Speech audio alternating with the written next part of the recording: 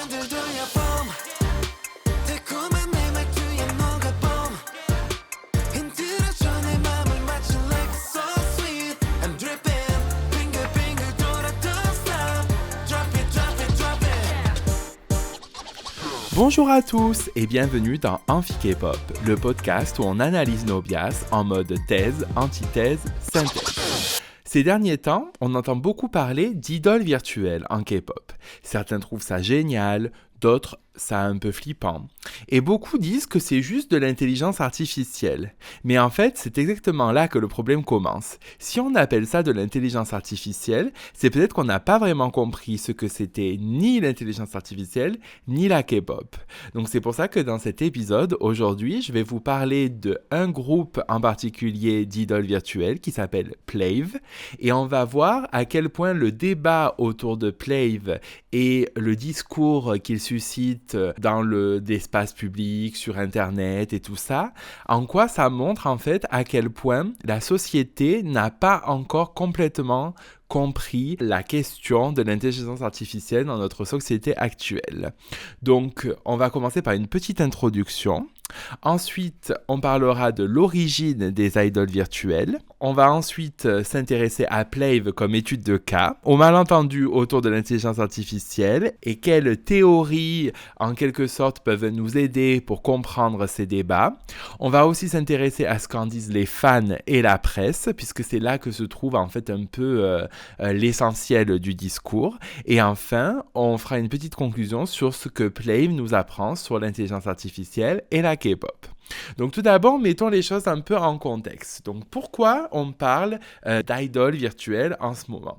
Donc en fait, en mars 2023, on a une agence coréenne, Vlast, qui a lancé Plave, un groupe de 5 membres dont les avatars sont animés en temps réel grâce à la capture des mouvements ou motion capture en anglais. Vlast, à l'origine, ce n'est pas une entreprise de K-pop. C'est juste un laboratoire qui développe ces techniques de motion capture. Pensez par exemple aux vidéos, vous savez que l'on voit quand c'est les coulisses par exemple de jeux vidéo. Vous savez, ils invitent souvent, quand c'est un jeu vidéo de football, ils vont inviter des vrais joueurs de football, leur mettre toute une combinaison et mesurer leurs mouvements.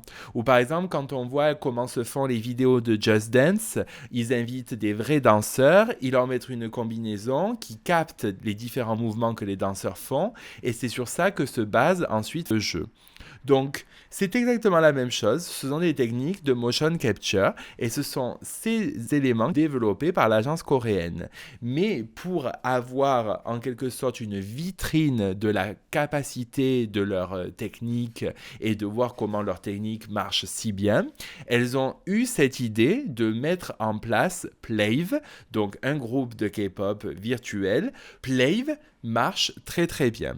Leur premier concert solo au Olympic Hall en avril 2024 s'est joué à guichet fermé et c'est une étape vraiment symbolique pour un groupe qui est perçu un peu comme virtuel. Mais le paradoxe, c'est que dans les médias occidentaux, donc surtout en dehors de l'Asie, Plave est souvent décrit comme des idoles d'intelligence artificielle. Mais pourtant, derrière leurs avatars, ce sont des vrais chanteurs, danseurs et compositeurs qui sont bien réels. Ce sont des vraies personnes. Donc du coup, dans cet épisode, on va voir que ce malentendu révèle en fait nos incompréhensions sur ce qu'est l'intelligence artificielle et on peut même aller encore plus loin sur ce qu'est vraiment la K-pop. Donc, je vais vous commencer par un petit topo sur l'origine des idoles virtuelles. Donc, en Corée, l'idée d'idole virtuelle, elle n'est pas nouvelle. En fait, en 1998, on a vu le chanteur Adam qui s'est présenté comme le premier cyber-singer coréen. Il a marqué les esprits par sa nouveauté, mais aussi le manque d'un fandom structuré a limité sa portée. Donc, il n'y avait pas vraiment une base qui a fait que ça a pris, quoi. En plus, si on remet ça dans le contexte, dans les années 1998, le modèle idol n'était pas encore très développé. On avait eu H.O.T. qui avait fait ses débuts, mais c'était pas encore vraiment codifié, vous voyez. Au Japon, là où on commence à voir une étendue des idoles virtuelles, c'est avec Hatsune Miku en 2007 qui inaugure le modèle de ce que l'on appelle les Vocaloid. Donc Vocaloid, en fait, c'est un logiciel qui permet de synthétiser une voix chantée. Et Miku est devenue une star mondiale grâce à la co-création. Les fans composent des chansons pour elle, dessinent son univers visuel, organisent des concerts holographiques. C'est une figure où la voix et l'imaginaire collectif remplacent le corps réel. Et ensuite, pour comprendre le boom des idoles virtuelles et en particulier pourquoi Plave marche si bien, il faut s'intéresser au phénomène des VTubers. Donc ce terme vient de Virtual YouTuber. Donc à partir de 2016, avec Kizuna AI, des performeurs humains commencent à utiliser des avatars animés grâce à la motion capture et au live 2D pour streamer sur YouTube et Twitch. Ils jouent des personnages virtuels tout en interagissant en direct avec leurs fans. Aujourd'hui, les VTubers forment une industrie massive au Japon et en Asie et beaucoup de concepts utilisés par Plave viennent directement de cette culture. Donc la différence un peu qu'on apporte avec la K-pop, si vous voyez, c'est que Vocaloid, c'est axé sur un logiciel, VTubers, ce sont des personnages qui sont attachés à une plateforme, alors que Plave, eux, ils fonctionnent vraiment comme de vrais idoles. Ils sortent des albums, ils participent à des émissions musicales, ils font des concerts et ils interagissent avec les fans comme n'importe quel groupe de K-pop. D'ailleurs, il y a aussi des séances de dédicaces online avec les avatars de Plave. Donc, on va rentrer un peu plus dans le vif du sujet et pourquoi Plave est intéressant comme étude de cas. Donc, je vous rappelle le fonctionnement. Ce sont des avatars animés par motion capture, mais les performances sont humaines. Chant, danse, composition. Plave apparaît dans des émissions, vendent des albums, font des concerts, donc exactement comme les idoles régulières, nous dirons. Mais ce qui est intéressant, si vous voyez, c'est qu'on ne sait pas qui se cache derrière les personnages de Plave. Alors, en fait, si on cherche bien, on peut trouver. Mais dans cet épisode, c'est pas intéressant de savoir qui se cache derrière Plave. Donc, si vous voulez faire vos petites recherches et aller jouer au détective pour savoir qui se cache derrière les membres de Plave, faites-le, mais en tout cas, je ne vous donnerai pas la réponse ici. D'ailleurs, parmi les fans, on ne s'amuse pas à spéculer. Bien que les fans sont sûrement au courant et savent qui se cache derrière les avatars de Plave, ils ne s'amusent pas à spéculer sur le sujet. Donc nous non plus, on va respecter ça. Mais par contre, pour comprendre bien à quel point Plave sont vraiment ancrés dans l'industrie de la K-pop, il faut savoir que la plupart des membres de Plave ont déjà un passif dans la K-pop et ont déjà été participants de cette industrie, que ce soit en tant que idol d'autres générations ou bien même en tant que producteurs. D'ailleurs, les membres de Plave, quand ils produisent des chansons, ils mettent leur crédit sous le nom de Plave. Et ils ont déjà produit des chansons pour d'autres artistes et même fait des featuring avec d'autres artistes. Par exemple, très récemment, on a un featuring d'un des membres de Plave avec Key de SHINee. Et aussi, le groupe Plave a carrément produit une chanson pour la demi-finale de Boys Planet, qui est un survival show, si vous avez suivi les épisodes d'avant. Donc on a quand même un problème de perception, si vous voyez, avec Plave. Parce que le fait que la technologie de motion capture utilise l'intelligence artificielle. Donc en fait, si vous voulez, la technique pour transformer et le fait que ce soit ensuite généré en tant que graphisme, c'est de l'intelligence artificielle. Mais du coup, il y a de nombreux fans, en particulier des fans qui ne sont pas coréens, qui se posent la question, est-ce que c'est de l'intelligence artificielle alors que les plis, donc ce sont les fans de Plave, P-L-L-I, sont sans cesse obligés de rappeler que derrière ça, il y a des humains. Donc je vais vous parler de quelques moments clés. Donc par exemple, récemment, Plave a participé à cette émission qui s'appelle Killing Voice. Donc en fait, c'est une série de vidéos qui est uploadée sur la chaîne YouTube de Dingo Music. Et en général, ils invitent un artiste qui va chanter un medley de ses chansons les plus connues.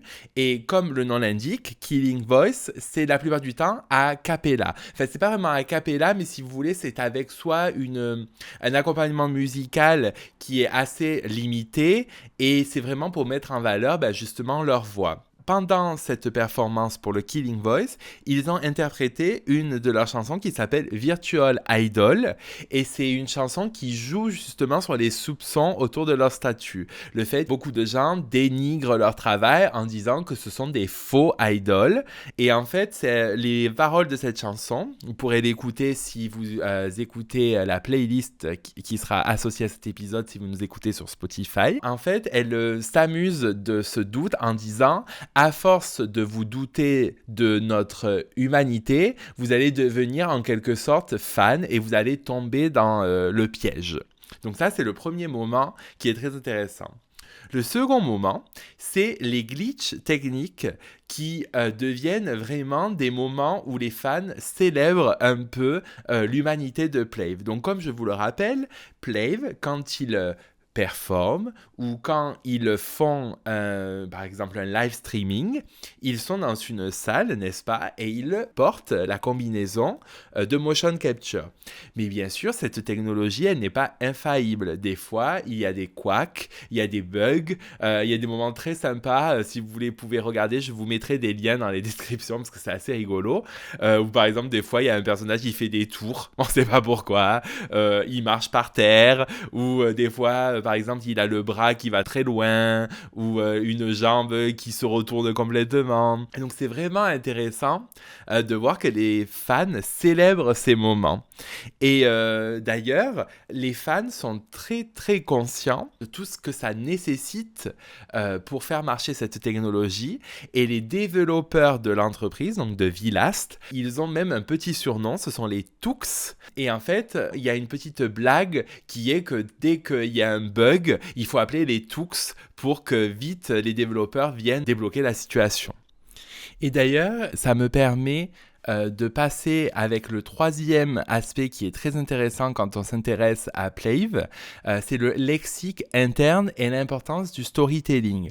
Donc en fait, avec l'arrivée de la troisième génération de groupes de K-pop, donc en particulier EXO et BTS, on a vu une grosse importance qui a été donnée au storytelling. Et ça n'a pas manqué pour Plave, vraiment un lore, comme on dirait de nos jours, où en fait, les membres de Plave habitent dans le Kaelum, qui est un monde virtuel, et pour aller rencontrer leurs fans qui sont de la Terre, donc de Terra, ils se rendent dans un autre monde qui s'appelle l'Asterum. Et donc, Asterum est en fait un monde un peu entre les deux, entre le Kaelum et Terra, dans lequel les membres de Plave peuvent rencontrer leurs fans. Donc, du coup, il y a vraiment cette notion de les membres de Plave ne font pas partie de la Terre. Et donc, bien sûr, c'est cet aspect un peu non humain qui, en fait, empiète un peu sur la façon dont ils sont vus. Donc, vous comprendrez après pourquoi les gens ont du mal à comprendre que ça n'a rien à voir avec l'intelligence artificielle, puisqu'en fait, le storytelling nous pose quelques problèmes, en fait, dans cette situation. Et donc, il y a vraiment tout un lexique. Il y a des noms de lieux spécifiques, qui utilisent même des mots, parfois juste en coréen, que ensuite les membres des communautés de fans non coréennes vont vraiment essayer de comprendre, tomber sur plusieurs fichiers Excel avec le lexique des termes utilisés dans le fandom de Plave. C'est assez intéressant. Non seulement cette histoire de monde parallèle, mais le fait que Plave est considéré comme n'étant pas habitant de la Terre et tout ça. D'ailleurs, petite anecdote, Plave, ça vient de play et de rêve en français. Donc c'est un peu s'amuser dans les rêves. Vous voyez, donc c'est vraiment jouer justement avec cette notion de monde parallèle, humains qui ne sont pas humains, enfin ce genre de choses. Et donc du coup, ça m'amène vers la prochaine partie de ce développement qui est un peu quels sont les malentendus autour de l'intelligence artificielle qui peuvent converser avec la façon dont on voit Plave. Donc par exemple, la confusion courante est le fait que tout ce qui est virtuel est artificiel. C'est comme l'histoire, par exemple, quand Midjourney, donc la plateforme qu'on utilise pour générer des images avec l'intelligence artificielle, a organisé un concours où il y avait un artiste qui a passé plus de 80 heures à affiner une image et dont tout le monde n'a retenu que le fait qu'au final, c'était quand même l'intelligence artificielle qui avait généré l'image et pas les 80 heures que le gagnant, l'artiste gagnant, avait passé. D'ailleurs, il y a de nombreux artistes qui utilisent Midjourney pour peaufiner leur création. On y reviendra d'ailleurs dans un petit moment et vous verrez, c'est assez ironique. Et donc, il y a un article très intéressant que je vous mettrai en lien, d'ailleurs, si vous lisez l'anglais, parce que ça pourra vous intéresser, par Ted Chiang. Et lui, il dit que l'intelligence artificielle n'a pas d'intentionnalité.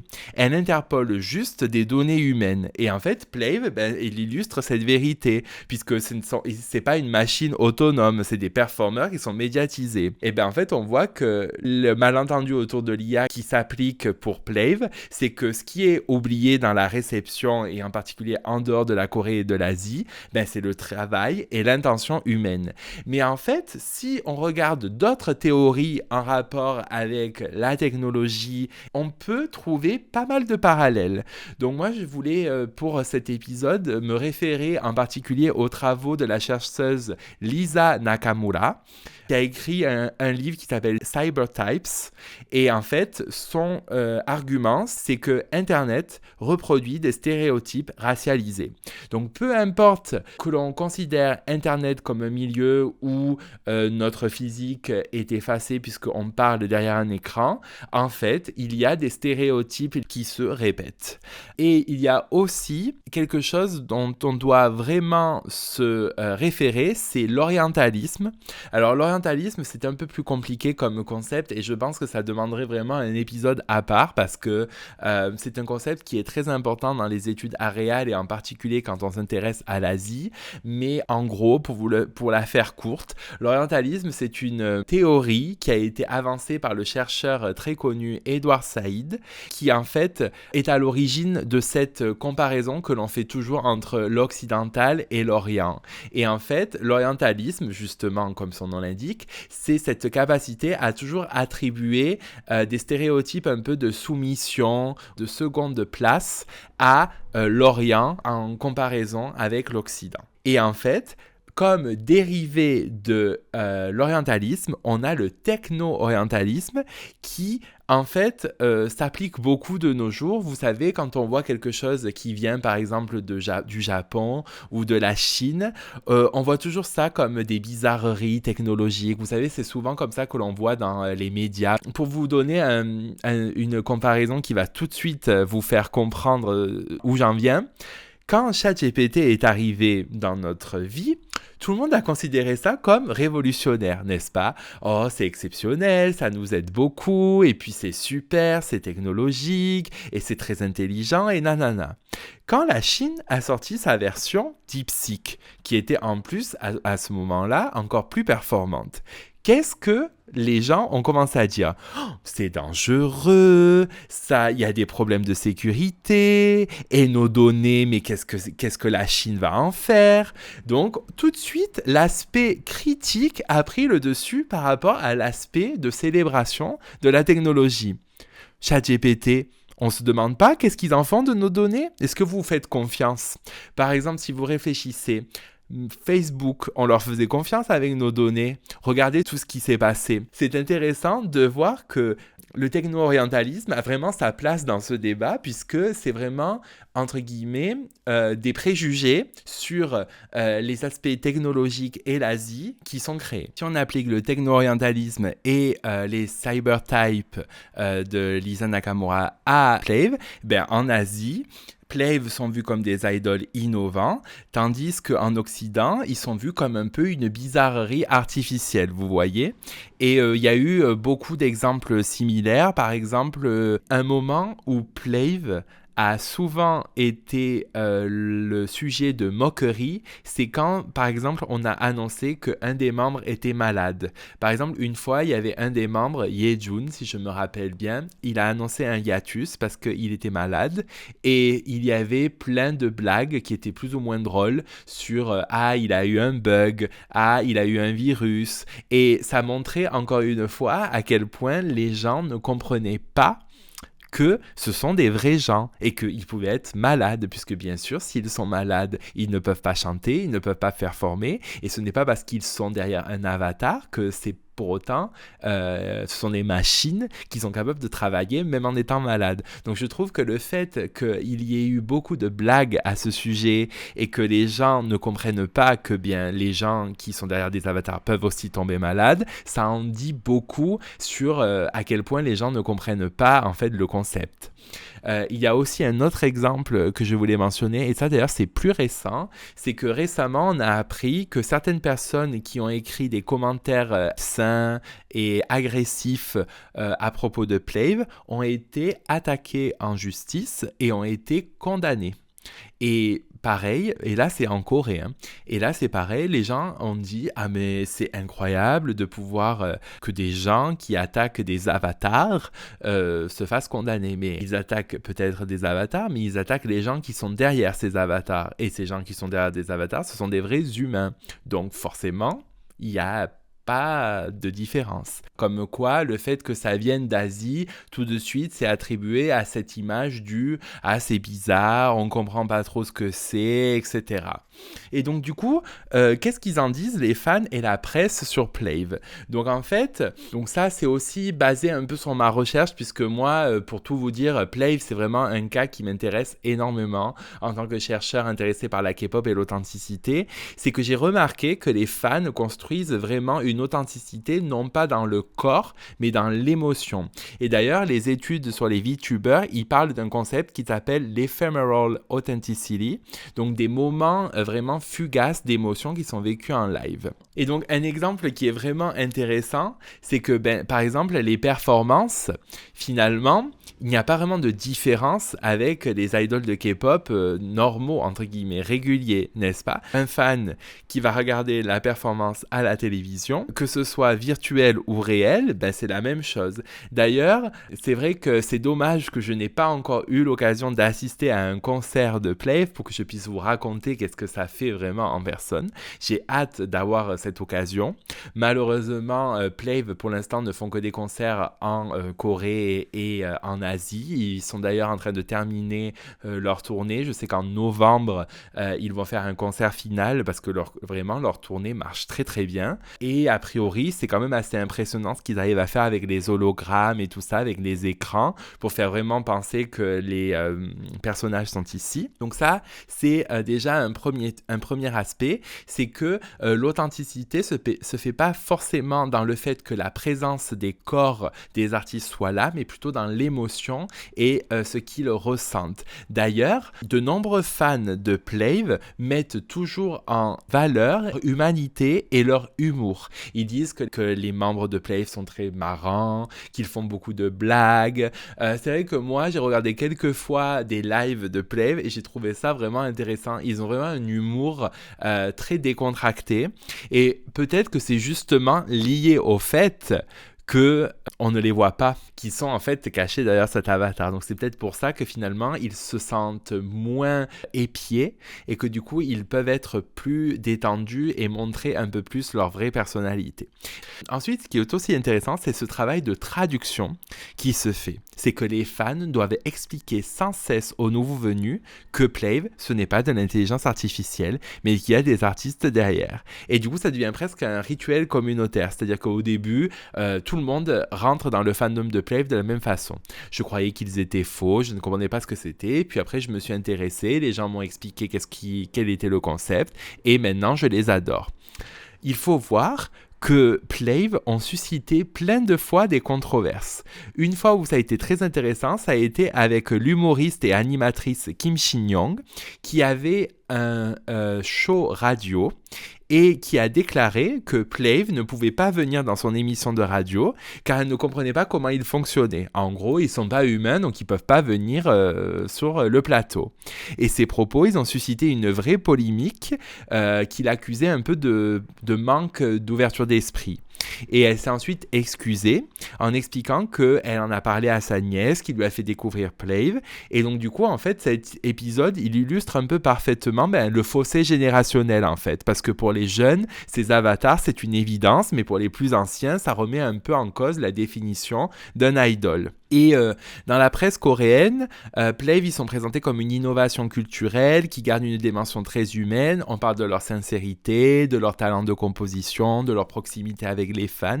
Il y a d'ailleurs un documentaire qui est très intéressant. Ils suivent des fans de Plave qui n'habitent pas à Séoul et qui se réunissent dans un café pour regarder le concert de Plave en streaming. Et du coup, ils disent, de toute façon, qu'on y soit ou qu'on n'y soit pas, au final, c'est un peu pareil puisque de toute façon, ça sera des écrans. Et ils expliquent aussi que ce n'est pas parce que ce sont des idoles virtuels qu'ils aiment Plave, c'est qu'ils aiment Plave et il se trouve que ce sont des idoles virtuels. Donc vous voyez un peu la nuance. Et dans la presse occidentale, donc ils sont souvent réduits au terme de AI idol. À chaque fois qu'on voit des articles en rapport avec Plave, on voit le mot intelligence artificielle qui est attribué, alors que ce n'est vraiment pas le truc principal, puisque je vous le répète, l'intelligence artificielle, ici, elle n'a rien à faire. Elle est juste utilisée pour transformer, c'est un processus vraiment ordinateur, quoi. C'est les calculs qui sont faits par l'intelligence artificielle, quoi. Et d'ailleurs, il y a certains articles anglophones qui insistent même sur le côté bizarre ou dérangeant de voir des avatars sur scène. Donc là, on comprend bien que c'est vraiment le techno-orientalisme qui s'exprime. Et sur les réseaux sociaux, la différence est aussi nette. Ce qui est intéressant, c'est de voir qu'il y a une forte communauté de fans asiatiques par rapport à une plus petite communauté de fans non asiatiques. Moi, je me suis amusé d'ailleurs à analyser en fait les commentaires sous les plus grandes vidéos en rapport avec Plave, et en particulier quand ils ont été invités par exemple dans des interviews. Donc quand ce sont des interviews, en fait ce qui se passe, c'est que on voit les avatars et l'artiste, ou en tout cas la personne qui les interviewe. C'est plus ou moins réel, mais en fait on voit vraiment, on a vraiment l'impression qu'il y a une vraie interaction. Et c'est intéressant de voir que les commentaires en coréen, en général, parlent de musique, d'émotions, de leurs blagues qu'ils font, ou ce genre de choses. Alors que, par exemple, les commentaires en anglais, c'est toujours « Ah, mais est-ce qu'ils sont vrais ? Ah, mais est-ce que c'est de l'intelligence artificielle ?» Comme si c'était un peu une obsession, vous voyez ? Donc, du coup... j'en viens du coup à ma conclusion un petit peu de ce propos qui est qu'est-ce que Plave nous apprend sur l'IA et la K-pop. Donc finalement la vraie question, ce n'est pas est-ce que c'est artificiel, c'est qu'est-ce qui rend Plave vraiment authentique. Et en fait ce que nous montre Plave, c'est que le travail humain il compte plus que la forme visible, que l'émotion partagée définit l'attachement, et que la communauté de fans, c'est là où se construit vraiment la relation.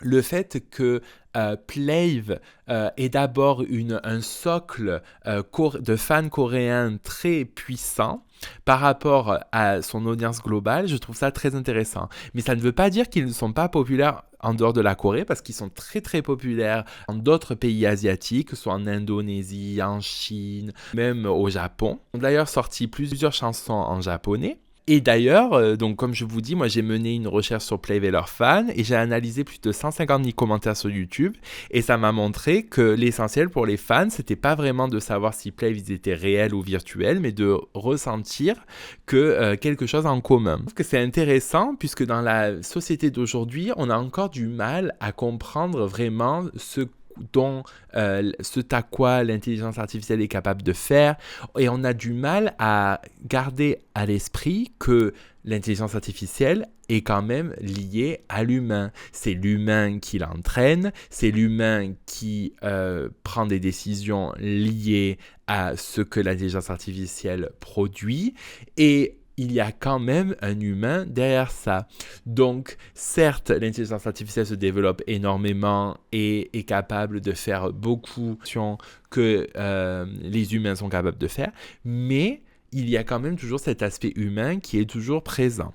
Donc la morale finale, c'est de dire que Plave est fait par l'intelligence artificielle, c'est pas seulement se tromper sur la technologie, mais c'est passer finalement à côté du cœur de la K-pop, parce que c'est une culture où on a vraiment besoin de créer, si vous voulez, un lien avec l'artiste pour être complètement dedans. C'est là qu'on voit en fait que Plave nous montre finalement qu'est-ce qui est important dans la K-pop et dans la culture de fans.